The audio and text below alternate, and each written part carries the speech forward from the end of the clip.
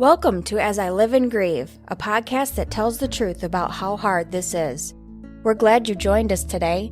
We know how hard it is to lose someone you love and how well-intentioned friends and family try so hard to comfort us. We created this podcast to provide you with comfort, knowledge, and support. We are grief advocates, not professionals, not licensed therapists. We are you. Hi, everyone, and welcome back again to As I Live in Grief. You hear me say it every week. It's no different, never will be. My guest this week is so much fun. You're going to love listening to her and pay special attention when she talks about her book, because this is the one book you have got to get or gift it to someone you know. So without further ado, hi, Deb Weiss, and welcome to our podcast. Hello, and thank you so much for having me. Absolutely. It's my pleasure. And again, your book, I'm having so much fun reading it. I really am. So before we get started talking more about your book and that part of your personal story, why don't you just start us out and tell the listeners a little bit about yourself? Sure. Thank you. Well, I grew up in a small suburban town in Northern California. My mother died. My first experience with grief was shortly before I was 10. My mom died. That was about 1973. So I grew up with an amazing single dad, and I was an only child. So that all that was fine. I was probably a little maladjusted because I became a lawyer, and I married my high school sweetheart. His name was George. I'd known him since I was 7. Our parents worked together. His mom and my dad were both scientists, and they knew each other. So I met George when he was 11 and I was 7. And then we started dating when I was a high school senior. And we had a very good life together for 32 years. But in about 2009, he was diagnosed with metastasized male breast cancer. George was a workaholic. And like many men, he sort of put his health and what concerned him on the back burner. Sure. And we had a few more good years together. But about the fall of 2012, he started to get sick, and he passed on April 10th of 2013. So sorry, as always. And having lost my husband, I know that there could be a lot of different types of grief, but losing someone, especially the two of you knowing each other since childhood, it had to have been just absolutely devastating. It was. He was my best friend. Neither of us were very social. I retired from practicing law at 40. He was really an introverted engineer. He was pretty happy being in front of a computer. So we were pretty isolated. We were each other's best friends. We did everything together. I didn't have like a real support network. Again, I'm an only child. He was an only child. Is it fair to say that he was your whole life? It is. It's very fair. At that point, he pretty much was. Yeah, he was then. Yeah. So here you are, and we know, because we all do it, we get through the death, we get through the calling hours, we get through the burial or a cremation, we get through all of that because we have no choice. No one asked us if we wanted to do that. We get through that, and then at some point, the realization comes to us that now it's just us. How was that part of grief for you? Not good. George had been in denial about his illness, so he thought he was getting better, but he was clearly dying. And that made things very difficult. He didn't involve his parents. He turned down things that would have helped, like home health care and palliative care. Yeah. We never had a real goodbye. So, first when he died, I was really numb. I think maybe a lot of people are. And there was a lot of things to do. So I could do that. I could go into lawyer mode. But then at some point, especially at night, I'd realize I am alone. And we'd always woken up together, right? You eat dinner together. You go to sleep together. You have touch together. And then suddenly you're just at least I was just by myself. I don't have children. My house was just empty. And I was not good. I was having anxiety attacks. If you met me, I seemed real strong. But somehow at night, I turned back into, a 10-year-old. Where's mom? Where's George? Right. Nighttime's the hardest, I think, when you're newly grieving, especially. That's the hardest, when you're used to turning to someone else, even for casual conversation or a light touch, or that hug or that brief kiss goodnight. Absolutely. At what point was it then that you decided you just couldn't or didn't want to do this anymore by yourself? And you decided to try dating. What was your mindset? How did that happen? Well, I think people should be honest about making mistakes when they grieve. And about 4 months after George died, I got into a bad relationship with someone who had been his caregiver, who was a lot younger. If you've read the book, you'll know. And that ended. But I did realize I wanted to be with someone. At that point, it was 14 months after he died. I had things in order. I'd been through the bad relationship. I'd even thrown out prematurely all my alcohol for 6 weeks. I was like, I'm going to do this with a straight mind. Got it all back, but Yeah. And I was 50 and in good health.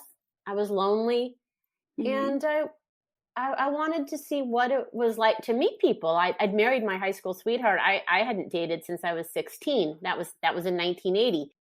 Right. Yeah, 1980. So I thought, well, let's try. I was feeling that, I thought I was strong enough to venture out. The idea, I didn't want to spend the rest of my life alone. I wanted to find someone. Okay, so it sounds like you didn't really have like a close friend that you could say, hey, do you know any guys that are single or anything? So you turned to dating app? I did. I turned to dating apps, specifically JDate, which was a dating app for Jewish people, which I figured might be a little tamer and a little less crazy. Yeah. Which it was, but it didn't have a huge group of people. I actually did try to meet people in real life because I was out, but it was funny. Like I joined my local synagogue and I figured somebody would have, a nice divorced son or cousin. And I was surprised when the women were all like, well, good for you for getting out there. We wish our kids would. But nobody seemed to really have like a feasible person for me to meet, Right. So, yeah, I lived, in a pretty small suburban town. So that seemed the best option. Okay. And yes, I am reading your book and I am finding it an absolute, well, I know it's a book about your grief, so I'll apologize in advance, but your book is a hoot. Thank you. It's just the thing someone going through grief needs to read, especially, I might say, if that person is also considering dating, because your descriptions, your stories about your dates, I just loved. I loved your thoughts and everything. And I loved how you wanted to rewrite their profiles too, because I think you hit that spot on. So how did the dating go then? Terrible. It was awful. Part of it, in fairness, part of it was my ignorance. Since I hadn't dated when I was like college age or in my 30s, I kind of wasn't maybe aware of some of the red flags and things that women who'd been single later in life might see in someone who's allegedly an adult man. So, like what? Well, people like the one guy in the book, people who are obsessed with their exes, people who hadn't moved on from whatever their divorce story, whatever their own disturbances were, and were very angry. I seem to meet a lot of men who were angry at women in general and angry at life in general, and felt like somehow they were owed something and they were going to take it out on the female race. The amount of effort, the lack of effort people put into this stuff was ridiculous. And a lot of them were too forward for my taste. I'm pretty old-fashioned. I tried to work with not being old-fashioned, which was, I think, pretty funny in the book because I was trying to be like outside my comfort zone. And I discovered that, ultimately I was pretty happy with my old comfort zone. I tried being, more modern. And I don't know that worked for me. Yeah. Did you, with each person you met, do you feel that you were getting an education, so to speak? I do feel I was getting an education. I do. Because I hadn't known a lot of people in my life and been with a lot of men. And I thought men were supposed to be nicer, because my dad was an amazing person, an amazing single parent. My mom, again, died when I was 10. So I saw him dating when I was in my teens. And he was always nice to the women and courteous and pleasant, and chivalrous even. And George was Right. certainly a wonderful person to everybody. He was couples I knew growing up. I mean, they weren't like these schmucks. I don't know where these people came from. I don't know Yeah. what happened. And I hope their moms are kind of ashamed of them. Oh, good point. I like that. Did it get any better? Yes and no. It got better because at one point I lowered my expectations and I went, you know what? I am like practically a 49-year-old virgin. I mean, I'd been with one man my whole life. I hadn't dated since I was 16, and I was a pretty nerdy kid, so that didn't count for much. And I was just like, okay, I'm a writer. I'm just going to see what this is like. And I was very cautious, but I would meet people who, might not be the right person for me. I would just think, let's coffee. It's fun to talk. Sure. And it was kind of unintentionally comedic. I mean, these people were funnier than things I could write. If you go through the book, everything's true. I'm not an imaginative person that way. And it was like, who the flip are these people? Where do they come from? So It got better because my expectations were lowered, but it also got worse because I felt jaded and I felt disgusted. And again, some guys were forward or they were rude, or, you put something out on a dating site and you get responses that range from disrespectful to rape culture, in my opinion. And that's unacceptable. So Absolutely. At some point I was starting to feel a little tarnished, Yeah. a little used up. Yeah.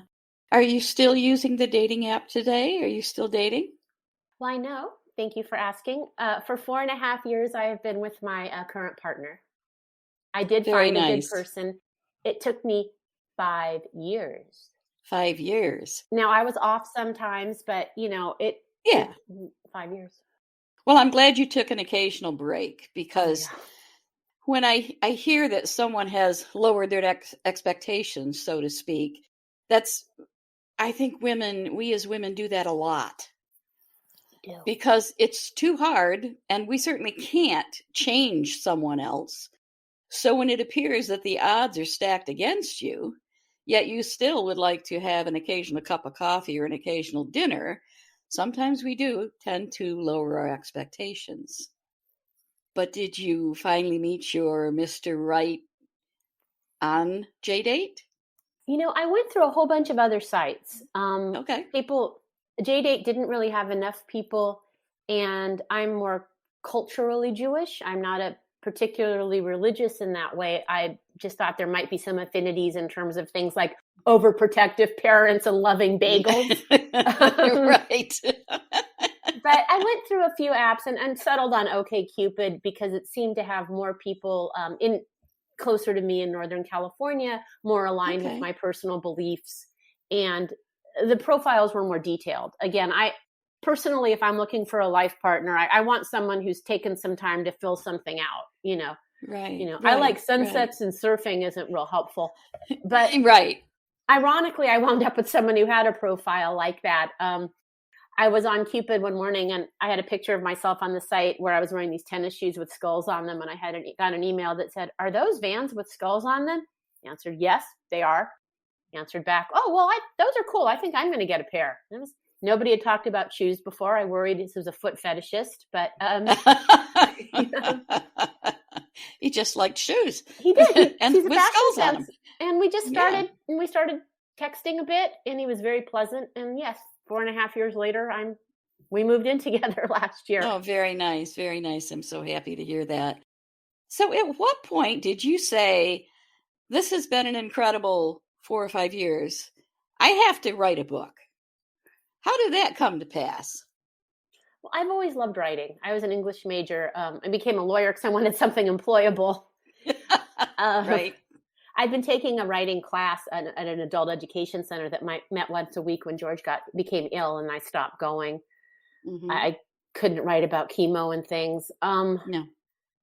Didn't have the bandwidth. But after he passed, about 6 months, I started to take some writing classes again and got in a writing group with some wonderful people from my writing class.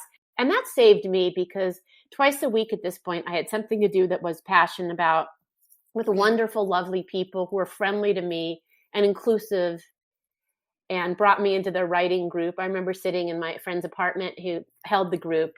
She became a friend in this cinch chair with her little dog and tea, and we're talking about our writing. And I was like, this is healing.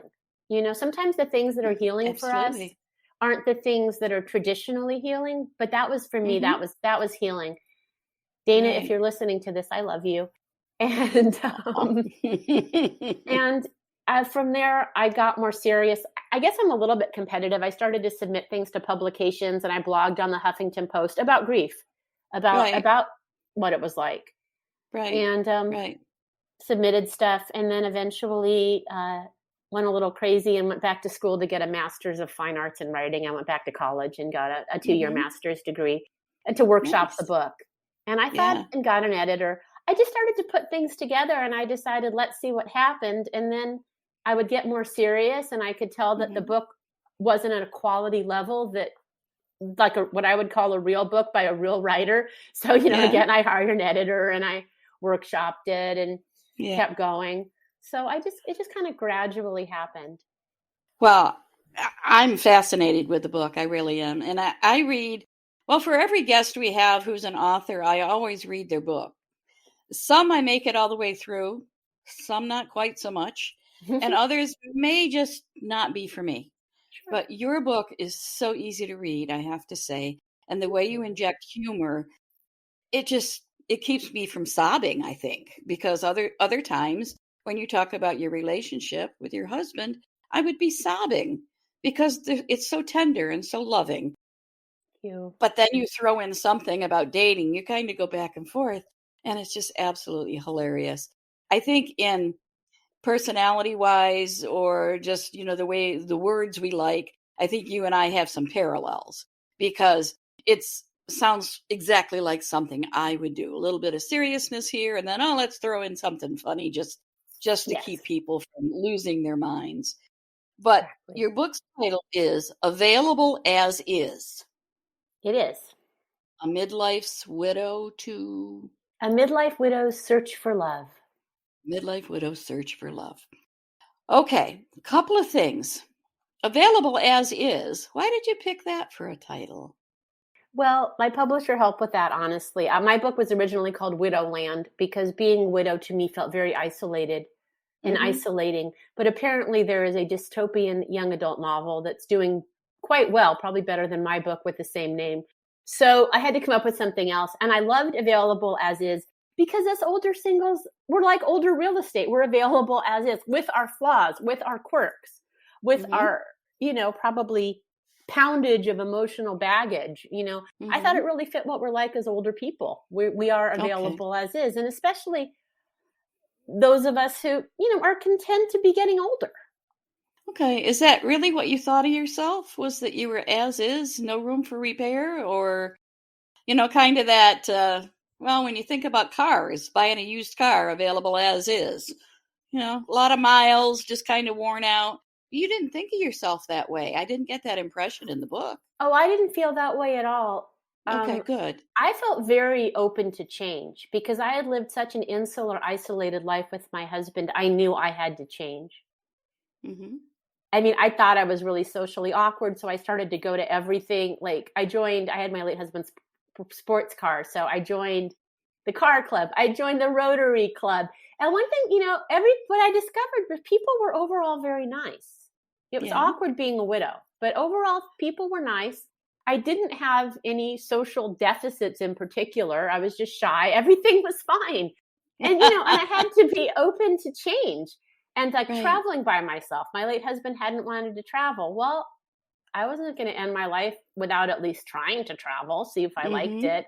I'm a homebody, but so I was very open to change. I honestly wasn't available as is, except for things like, one guy pleasantly said I would be perfect if only I get breast implants. And that really wasn't something I was interested in. So physically I was kind of as is, but I was pretty open to change. What I found ironic were that most of the men I met were not open to change. I met these guys, I've been single for 20 years.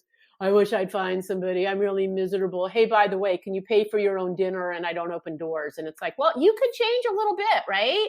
I found a lot of these people, just these really self-defeating patterns that didn't Right. change. I was actually Right. quite open to change. I mean, I changed a lot. I couldn't Yeah. have talked to people or done things like this podcast when I was still a married person. I didn't Yeah. reach out, so yeah, I changed a lot.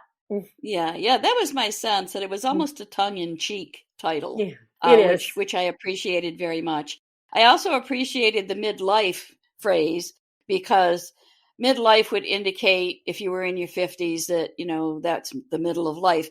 I personally am shooting for 100 years of age before I die. So that would be my midlife as well. And I used to tell people, when I went through a horrible, horrible divorce, but in fact, it took me 12 years to find him to be able to divorce him. But I used to call that the long, dark middle of my life. Wow. It was very, very difficult. But it's nice that we go through that. And I think at some point we make a conscious decision, and then we start using intentions, and we start saying, I'm not going to do that anymore. I don't want to live this way anymore.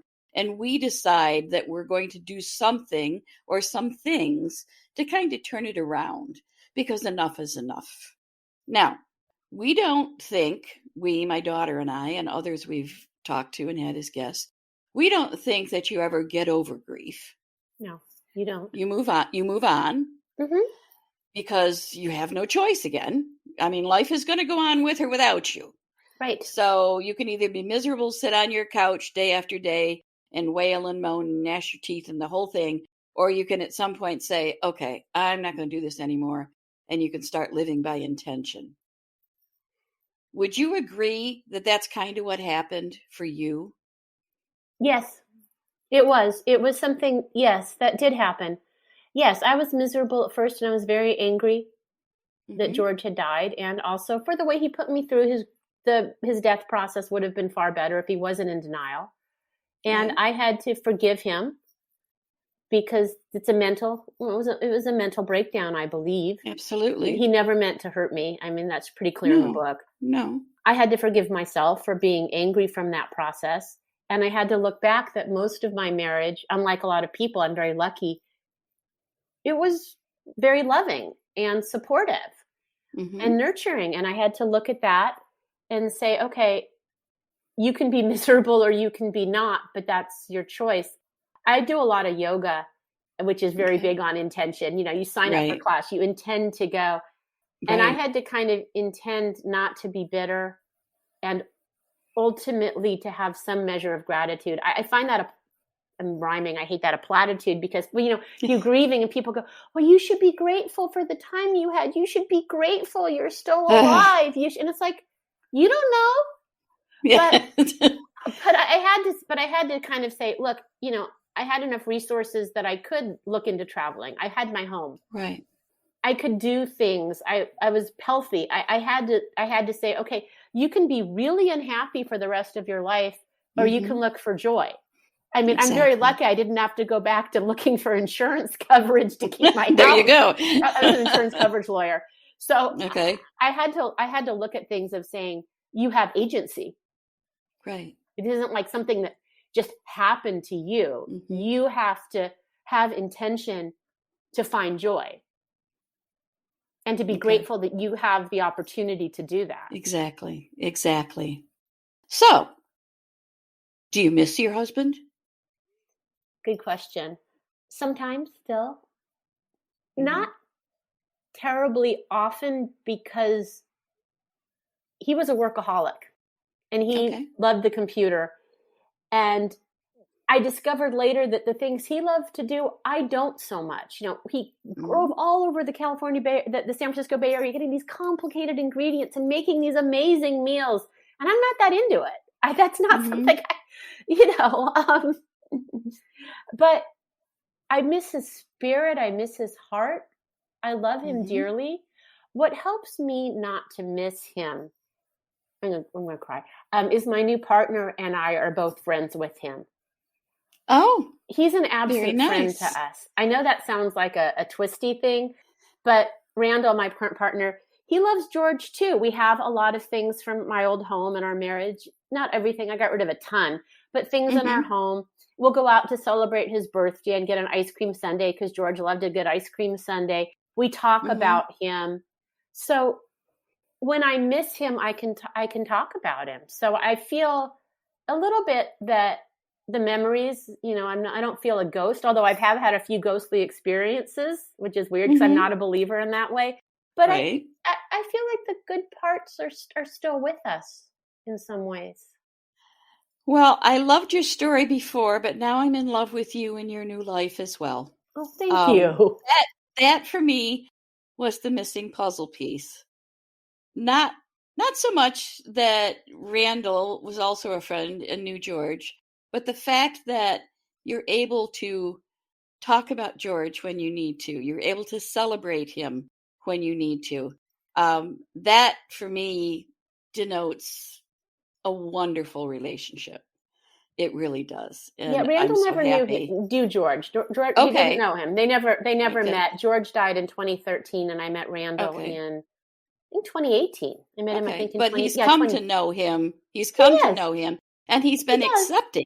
He's been accepting of the fact. Well, Randall's a wonderful guy. Well, I'll hang tell on him to him. I will. I'll tell him you said so. Hang on to him, because that kind of man is few and far between. Yeah, it was very odd. I mean, being a widow dating is odd because people will say, well, you're not going to get what you've had with your late husband. And it's like, okay, I mean, I don't need to be exactly the same, but in terms of someone who has good manners and thinks of women as people, I don't think that should be that hard to find, But people were kind of intimidated by a long marriage and seemed to kind of tell me, well, that's not something you can ever have again. And I thought, well, why can't you have that again? Yeah. Yeah, exactly. So my last question for you, and then I'm going to turn the mic over to you a little bit. Does Randall meet your higher expectations or your lower expectations? I would say my higher expectations. I mean, it sounds like it. He really did. Our first real date was a 12-hour drive when he went an hour out of his way to pick me up in his old convertible, and we drove around. And one of our other dates was a beautiful weekend in Carmel because he wanted me to appreciate it again. Because I'd driven there by myself. It was so lonely without George. I'd driven home the same day, and he took me there. And we weren't dating long at that point. We got separate rooms. And he said, I want you to enjoy this again. And he read all my writing, which I had a lot of stuff out. So my expectations were exceeded. I was amazed to find so much joy again. Because, I hated dating after a while. And I started to use a real basic criteria, which is, am I looking forward to this or am I not? I like that. And I was always looking forward to seeing I like that. Check your frame of mind. Good one. I think I might use that in some other aspects of my life, actually. So is some of the volunteer efforts I do, am I looking forward to this or, interesting. Yeah. Okay. So now it's your turn. I'm going to turn the mic over to you, Debbie. And I want you to tell our listeners about your book more specifically. Repeat the title to them, tell them anything you want to about it, but especially where they can get it, because, the holidays are coming, and it's a great gift. And it's funny you should say that, because I've been hearing that from a few actually younger people. So start at the beginning. My book is called Available As Is, A Midlife Widow's Search for Love, which also encompasses self-love. The book is available everywhere, actually, Barnes & Noble, Amazon, and you can order it or it's on the shelves. I found one of it on the bottom shelf in a little bookstore in the wine country in the Napa area. Nice. But you can order it from indie bookstores because that's really important. I live in Benicia, and the bookstore shop here in Benicia has been so supportive. So plug for indie bookstores. Absolutely. As has the bookstore in Danville where I grew up. So it's available everywhere. It is on the easiest place, though, for people like me who don't go out that much, or I read on a Kindle, is Amazon, and the Kindle is 99 cents. Since I'm a new author, I want people to read it. So Kindle is virtually free at 99 cents. It's about trying to create a new life after having been in an all-encompassing marriage for 32 years, having gone from my dad's house to moving in with George. And it's about trying to create a new life as a midlife widow and all aspects of that, trying to connect with people and also dating, which is kind of the heart of it, because who doesn't want to find love again? But it was also about finding myself at midlife and trying to create a life from being very isolated. I have heard from some folks that they think it's a good book for their moms, especially who are widowed younger people, because it is about like getting out there and creating a new life after widowhood. So I have heard from folks that it would make a good book, and people I've heard are giving it to widowed friends who are leery of venturing out again. But again, the title is available as is. I'm hearing really good things about it. It has a great Kirkus review. It has endorsements by best-selling authors. And I've been hearing great stuff from people other than my dad and Randall. Other people have liked it. Great. Is there a second book on the way? I don't think so. Your book is for this show is for grievers, but honestly, the publishing process, I have regular distribution. I went to a publisher that I paid for, a hybrid publisher. And you have to do publicity and things. And all this is not cost effective. It's too expensive. And I don't like a lot of the social media stuff. It ain't for me. I can do it. I've got a good Facebook page, Debbie Weiss author. But personally, the book promotion is pretty soul deadening. And in my next life, I'm coming back as a yoga teacher. All right. That might be my next endeavor. If I did anything again, it would be something small, self-published, and self-help. If this book were successful, I would just put stuff out there that I thought might be helpful to folks. It was also, if you're not a writer, you don't know this, it's very hard to create a book with character and depth and a sense of place. And I tried very hard, because it's long, 280 pages, to make the book read like fiction, to make it interesting to a reader. So it wasn't just, I did this. And that was hard. And I worked with a very good editor, but I don't know that I would do that process again. It's pretty rigorous. I understand that completely. Also, as a writer, I'm working on my second book. My first one was a memoir, a focused memoir of about 3 years of my life. And I understand that the editing process is very painful. And one of my favorite writing quotes is that, and I can't even remember now who said it, but I like to have written. Yes. When it's all over, I feel great. Yeah. But the process is very painful. And when you're writing about something that personally was very raw, and you feel very vulnerable, and that you're exposing yourself, and it can be even more painful. Okay, sadly, Debbie, it is time now for us to sign off. I can't tell you how much I've enjoyed chatting with you. I'm going to finish your book. Again, listeners, if you like to gift books, and that's always one of my go-to gifts, because people read it and then they pass it on and they pass it on and they pass it on. And I just love that whole aspect of it. This is a great book. It's not at all a difficult read. You will love the humor in it. You will actually double over in laughter at her comments about some of her dates. They are absolutely hilarious. And I know that I probably would have had some of those very same thoughts. So check it out. As she says, the Kindle, I mean, come on, 99 cents. And, I know some people even share Kindle, but, the hard copy is not that expensive either. It makes a great gift. So until next week, everyone, remember to take care of yourself. We always talk about self-care. I liken it to that little speech they give you on the airplane. If the oxygen masks drop out of the roof, then, put yours on first, because if you don't take care of yourself, you can't effectively take care of someone else. Very important. Take care of yourselves. Stay well. I love every single one of you, wherever you are in the world. And please come back again next week as we all continue to live in grief. Thank you so much for listening with us today. Do you have a topic that you'd like us to cover, or do you have a question from one of our episodes? Please email us at info@asiliveinGrieve.com and let us know. We hope you will find a moment to leave a review, send an email, and share with others. Join us next time as we continue to live and grieve together.